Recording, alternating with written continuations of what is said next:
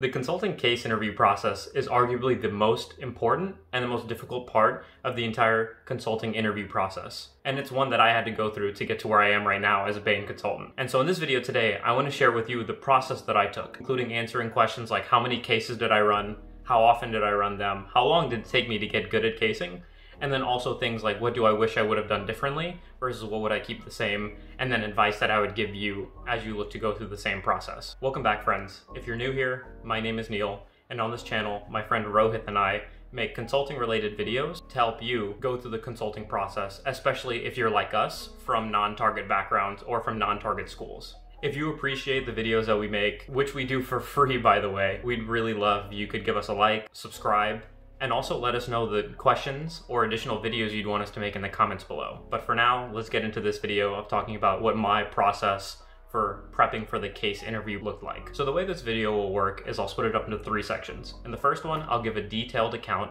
of what my casing process looked like from the start all the way to my interviews. Then I'll talk about what I think went well, what I think I could have improved upon looking back on it.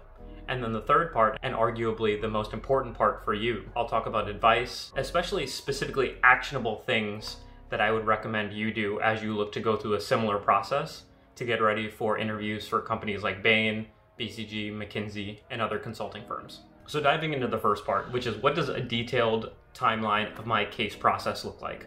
And real quickly off the bat, I just want to answer 2 questions. The first one, how long did it take me? The second one being, how many cases did it take? And the answer to these questions, just like any advice that Rohit or I give on our channel, is what happened and what worked well for us. It might not be the case that it's 100% repeatable, and what is success for you might also look different. So when I answer these questions, keep in mind that they shouldn't be goals for you, but rather just an idea of what someone else who was able to, with some luck, with some skill, go through this process successfully, what that looked like. So answering the questions, my timeline, which to give you a perspective, started the summer after my sophomore year of college. I started around July 2017 to be specific.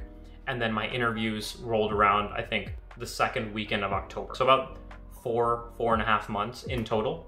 And then over those 4.5 months, I think I ran anywhere from 40 to 50 cases, meaning cases that I either received, as in people were giving to me, or cases that I gave to people as the interviewer myself. But of course, those aren't the most important aspects of my casing process, but I'll get to that in a sec. So going a little deeper into my casing process, I kind of have to paint the picture of the background, which if you want to hear more about my specific story, and especially how I went from entering college as a mechanical engineering major and wanting to go work for a company like SpaceX doing space exploration, then you can check out a video right here where I talk about kind of in detail what my story was like and that progression of my interests. But for now, all that you need to know is that engineering wasn't for me, and that the summer after my sophomore year, I was ready to commit 100% to getting better at casing so that I could apply for confidently the big 3 consulting firms.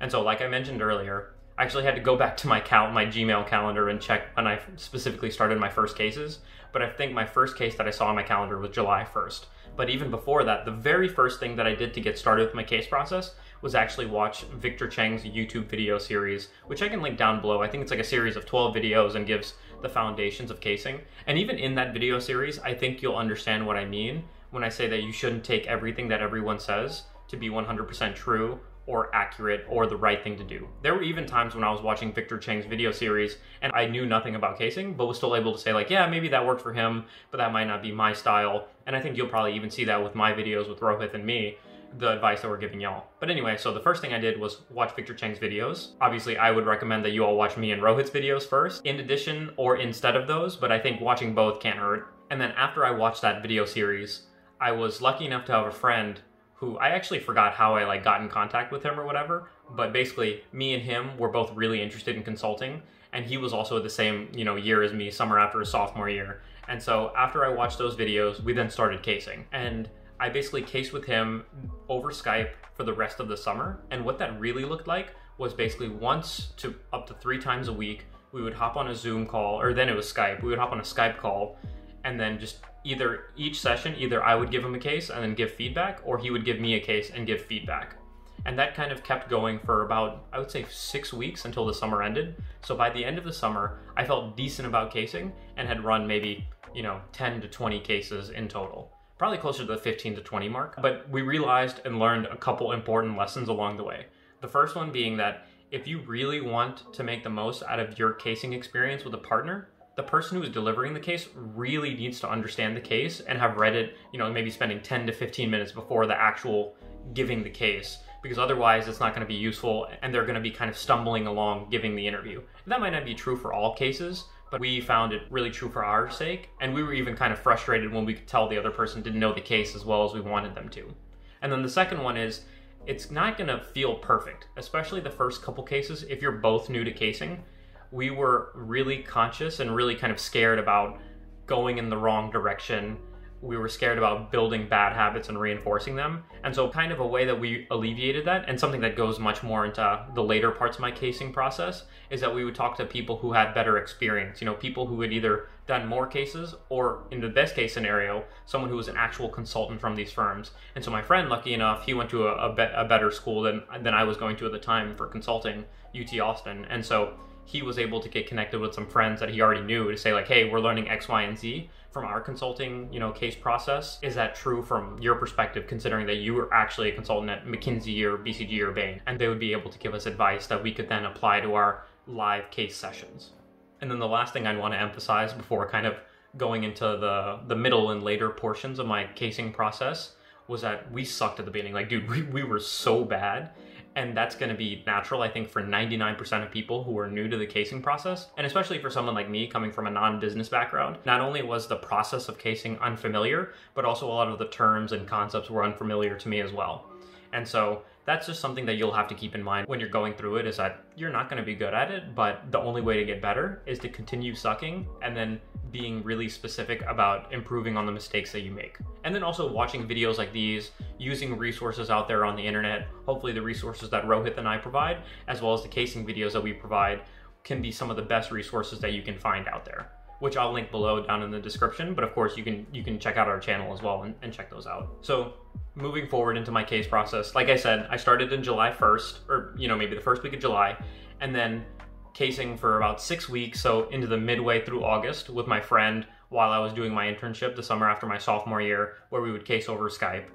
And then I finally moved back onto campus, and I'm able to case in person with people at my university. I realized that there's only a handful of people, maybe 5 to 10, who are interested in consulting, and that interest varies. So some people who had maybe run 1 to 2 cases versus some people who were a year above me, and so they were applying for full-time positions, whereas I was applying for internships. So their cycle was a little bit earlier and had already found out that they were getting first rounds at Oliver Wyman, at Bain, and McKinsey. And so people who I knew, those people were really dedicated, and given that I thought pretty dedicated as well, had run maybe 15 to 20 cases at this point, felt decent, not awesome, but I felt pretty confident. So I wanted to try to focus my casing efforts to be with the people who I was luckily just closer friends with as well, but the people who were more experienced as well. And so during my casing process, once I was back on campus, I think it ramped up a little bit for like 3 to 4 weeks of maybe the first part of the school year. I think I was doing something once a day to get better at casing, or maybe it was just to get better at consulting, like increase my consulting efforts, whether it was doing a case one day, whether it was reviewing a case, which is something I can talk about a little bit more in a second, or whether it might have been like, networking and reaching out to people and having conversations. I think I was just trying to do something each day that felt like the right thing to do to make sure that I was increasing my chances or odds of success in some way or another. So by the time middle of September rolls around, I think that's the time when the internship applications for all of these companies were due.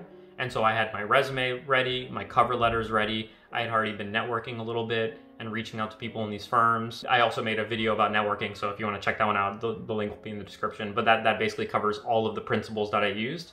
And we'll probably make videos about more specific things like how to reach out to people, how to structure your LinkedIn later on. But anyway, so I had been doing all of these things to prepare for the application submission, but I'll focus on the casing interview process and the practice process more so now, which is that around that September time, that's when I started feeling really good about casing. I think I had done about 25, 30 cases, and keep in mind, these are all cases with people live, and cases where we're not really pausing too much or at all. It's really just like if I mess up, I need to keep going and I need to just assume that it's like a regular interview. And so they were pretty high quality in that respect. And so I was feeling good.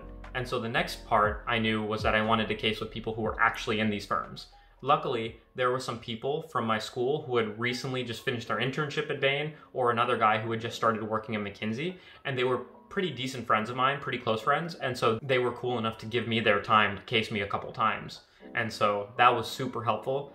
Those were probably the most impactful cases that I ever ran, were with people who were from these firms. But the important point about that is it's because I was already decent at casing, and so I already had a pretty good foundation on top of which they could make me go from being a good caser to a really good caser, you know? Whereas if I had done 1 to 5 cases, my time and my case with them would have been effectively useless, and then probably annoyed them a little bit, because they would have been like, dude, like, go do some stuff on your own and then come back to us when we can actually help you out the most. And so that's advice I would give y'all as well, is if you have friends who, or, you know, people that you know who have worked in these big 3 firms, don't ask them to be your first case. At least when people do that for me, I get really annoyed, especially because there's even just free resources out there on the internet that you can use to get a couple reps at casing. You know, like, I know BCG has some practice cases on their website that allow you to run them for free, kind of by yourself. And so you might as well at least do that and several other cases online before trying to case with someone who could really help you out. But ideally you run like 10, 20, 30 cases, feel pretty good, and then are able to run it with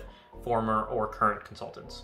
And so that's one thing that really helped me out. And then lucky enough, you know, a couple weeks after I submit my applications in mid-September, so this is around like the beginning of October, I start hearing back about interviews. And I'm lucky enough to get interviews at all 3 of the big 3 firms, so McKinsey, Bain, BCG. And what all 3 of the firms do, I think all 3 of the firms did this, where they essentially connect you with someone from the firm who is like a lower level, so like an associate, so at Bain, an associate consultant, or I think McKinsey, a business analyst, or BCG, an analyst. I think those are right. So feel free to correct me if I'm wrong in the comments, but yeah, so if you get first round interviews with these companies, they'll set you up with analyst level people to give you a case or 2 to make sure that you're feeling prepared about the interview. And so that's basically where I focused all of my case interview practice prep for the 2 to 3 weeks before my interviews. And those, again, were incredibly useful, incredibly beneficial. And in my head, because by that time I was maybe at like a 90-95% kind of casing capability. And so I was really just using those cases as a way to refine the techniques that I was already working into my muscle memory. And then also making sure that there weren't any types of cases or any parts of the case that were really weak points. And then eventually the interviews roll around. And so my interviews happened, I think, around the 2nd week of October. I had BCG and McKinsey on a Friday, and then Bain on the next Monday. And I'm really grateful for all the prep that I did the 3 to 4 months beforehand, because during those cases, all 6 of the cases, because there's 2 per interview, I felt really good. I felt like there was very few mistakes I made, if any. My math was good. I felt confident, I felt good about my frameworks and all of that. So I say all that to say, it really does pay off, the work that you put into casing. And so now I'd like to transition to the second part of the video, which is where I talk about what do I think went well and what do I think I should have worked better on, or what are some things I could have done to be more efficient or more effective with my case prep process. So I'll start with the things I think I did well. There's 3 of them. So the first one is, I think that I gave myself a lot of time to prepare. As you could probably tell, 4.5 months is a decent amount of time. And given that I had an internship for some of it and classes for about the other half, I felt like it was the appropriate amount of time. Of course, it's easy for me to say that now because the results were positive. If I didn't get into Bain, I'm sure that I would have thought that I would have needed more time. So there's kind of some bias there, but I think 3 to 4 months is a good amount of time generally for most people. But of course, again, it's going to depend on what you need to improve on versus what you're good at, and then also how much time you have to dedicate to it. But regardless, there is a lot of nuance to learn within the case prep process, and a lot of things that you need to kind of develop as skills, whether it's mental math if you're not as good at math, whether it's making frameworks, whether it's understanding different business terminologies and just business acumen in general. All of that stuff is stuff that you need to improve on in general, and so it's pretty difficult to do it if you just give yourself maybe a couple weeks or even a month, although it's definitely doable. I know some people who have gone through the process in 10 days and been fine. So I say all that to say timelines will vary for a lot of people, but if you want to be on the safer side, I would say give yourself more time than less. The second thing I would say that went well for my process is that I just kind of cut to the chase and started doing live cases immediately. There's some people who reach out to me and Rohit and are like, hey guys, like I don't have a case partner, or I can't really find one. How do I case best by myself? And 1, because I never did that, I don't have good advice to give there. And 2, my advice and kind of immediate response to that is like, I don't care if you don't think you can find a case partner. Like if you want to get better at casing, you need to find another person. I think a good substitute could be, for example, the videos that Rohit and I are making about the casing series, where you can kind of pause along as you solve a case in response to the video. but it still doesn't beat having a live person, because at the end of the day, that's what your interview is going to be. And yes, casing in person, especially at the beginning, is scary. It's frightening. You're going to feel awkward. You might even feel embarrassed or feel dumb, but trust me, it's something that if you fight through, you will see very, very positive results before you know it, and it'll make the difference between you progressing slowly versus you progressing a lot more quickly. And then the third and last thing that I would say went well for my case prep process was my case partners. And what I mean by that is the friend that I started casing with during my summer. He was a fantastic case partner. He was just as motivated to get better. He's probably smarter than I am and was better at casing for that point, at least, that portion of my case process at least. So I was able to learn a lot from him. Not everyone is going to be able to find a partner like that who they can learn a lot from and who can push them, but I would definitely, of course, recommend that you try to find someone like that, and then also try to be that for someone else as well, right? It needs to be a mutualistic thing. If I wasn't helping him at all, or if I wasn't pushing him at all, I'm sure he wouldn't have wanted to waste his time with me. And so it's one of those things where you need to find the right balance with partners, especially as you're starting the case process out. And then I was also lucky with my case partners as my process continued, and that I was able to do a decent number of cases with actual consultants. And the reason that that worked is because, one, I mean, they were nice enough, and I was lucky that they were willing to put the time and invest in me. And then also, I think partially because they saw how hard I was working and the fact that I would be a good, return on investment. They saw that I had potential. They wanted to help out. And a lot of that was because I had been putting a lot of work in. And so in the same token, I recommend that you all try to put that work in as well, and maybe even use that as a way to connect with people. For example, if someone reaches out to me, let's say to ask for a case or to talk, and one of them's like, hey, like, I've never run a case, I'd love to run a case with you, versus someone else who's like, hey, like, I've run 25 cases, I'm really interested in consulting, I'd love to talk to you. And then on that call, they're like, hey man, like, I think I'm pretty good. Could I have maybe 45 minutes of your time to case? I'm much more likely to say yes to the person who's done a lot of cases and has a lot of experience versus the person who I would be their first case. Because for me, that'd essentially be a waste of their time and my time, and that's not something I'm looking to do. Whereas for someone who has done a lot of casing already, they've already put in the work to show me that, my time is worth casing them because they've already put in the work on their end. And so keeping that in mind when you're trying to reach out to actual consultants or people who are, just finished their internship can be a useful way to reach out to them as well. Now on the things that I think I could have improved. And there are two main ways I could have improved my process to make it either more efficient or potentially have led to more success in the interviews.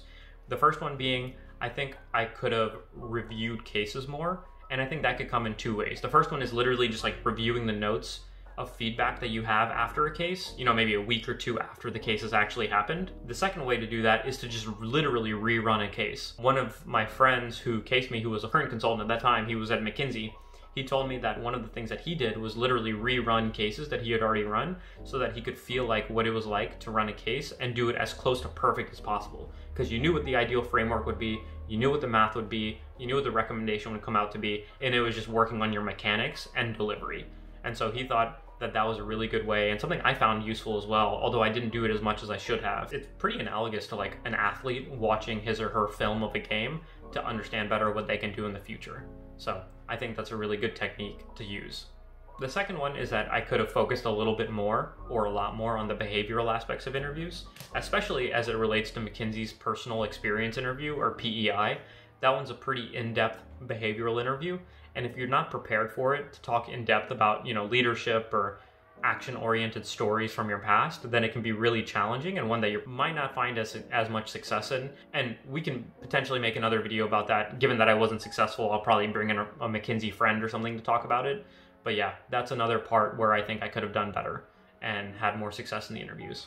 All right, so now for the third part of the video, and arguably the most important part for y'all, which is the advice that I would give you as you look to go through your own case interview process in preparation for interviews for McKinsey, Bain, BCG, and other consulting firms. There are 4 pieces of advice I'd like to give. And so I'll start with the first one being that honestly, I think liking, subscribing to our channel is one of the best things you can do for 2 reasons. One, because Rohit and I genuinely believe we're providing the highest value and highest quality content out there for preparing for the case interview process. And 2, by liking our videos and subscribing, that's giving us just more incentive. We're really excited whenever we see videos that get a lot of likes or whenever we get increasingly more subscribers.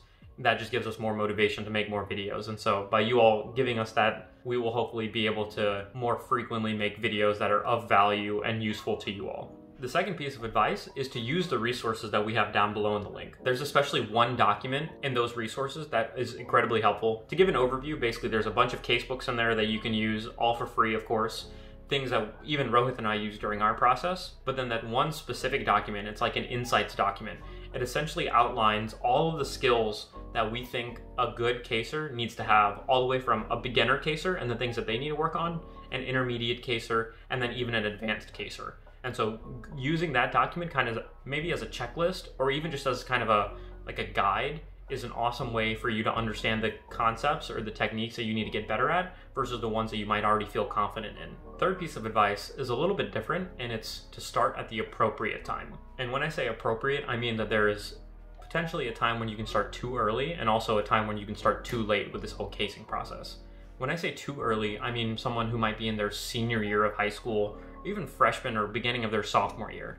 In most cases, you're not really going to be able to apply for anything consulting related, especially for the big three, until the beginning of your junior year. And so I think if you're starting, at the beginning of your sophomore year, or even, in the winter time of your sophomore year, then that might be too early. And then I think if you're freshman, you should just focus on, having fun, enjoying college, and then figuring out what you want to do, what interests you, and what are some things that, you want to put more time into and eventually become a leader in the organization for, or something like that, or maybe it's you're really entrepreneurial and want to start a startup. There's a lot more things that I think are more beneficial for you, both for your own life, but then even also for applying to consulting interviews that you can do that are not related to casing at all. And what I mean by that is, let's say you have an interest in entrepreneurship, kind of like Rohit did, or you're really interested in sports or engineering stuff, and you go pursue that, you go change an organization, you go build an organization and start a new one. That'll be a very compelling thing for you to put on your resume and for you to talk about in your interviews.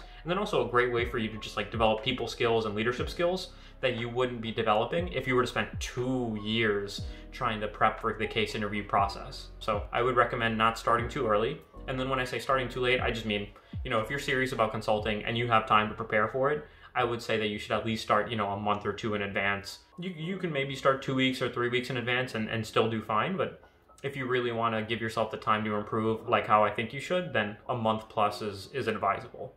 And then the fourth and final piece of advice that I'd want to give, and this is something we've already talked about a lot, so I don't want to hammer it home too much, but it's still incredibly important, which is that you more or less need to be pretty aggressive about finding a case partner. And what I mean by that is, it's ideal if you're able to find someone who matches your kind of intensity and motivation level, as well as is able to make you better at casing and you're able to make them better. Of course, by no means am I advising that you be toxic or that you ignore people or anything like that. I think for my process, I would always case with someone who reached out and wanted to case, while I was going through my process. But maybe after a case or two and I realized that they weren't that serious about it, one, they wouldn't case again because they kind of lost interest. Or two, I would realize hey, I don't think this is right for us. I think there's other people out there that might be better for you to case with than me, or me to case with than you. And so I think that would make sense for us. So I think just trying to go through that process cordially and with kindness, but then also pretty aggressively, especially when you're in the situation where you don't think you have many people around you who could be adequate case partners. Make a comment down below in our videos. I'm sure that there's a lot of people out there who are watching these videos right now who would need a case partner. And so that could be one way to find it. I know that there are Slack communities and forums. Maybe Rohit and I might make a Slack community as well to help you out with that soon to come. But I think if you're aggressive about finding a partner, then you'll be able to find someone who is able to effectively make you a better caser while you're able to make them a better caser as well. All right, so that's it for the video. I hope y'all enjoyed it, hearing about my timeline of the case interview process, as well as what I think went well, what didn't go well, and then tips that I have for you all. As usual, if you liked the video, please give us a like and subscribe. And if there's any other videos you want us to make in the future, or questions you might have, or even comments or things you might disagree with me about, feel free to leave them in the comments below. Rohit and I personally read and respond to all of our comments, and we really love it when y'all do that. So looking forward to seeing what y'all have to say down below. But otherwise, see y'all next video.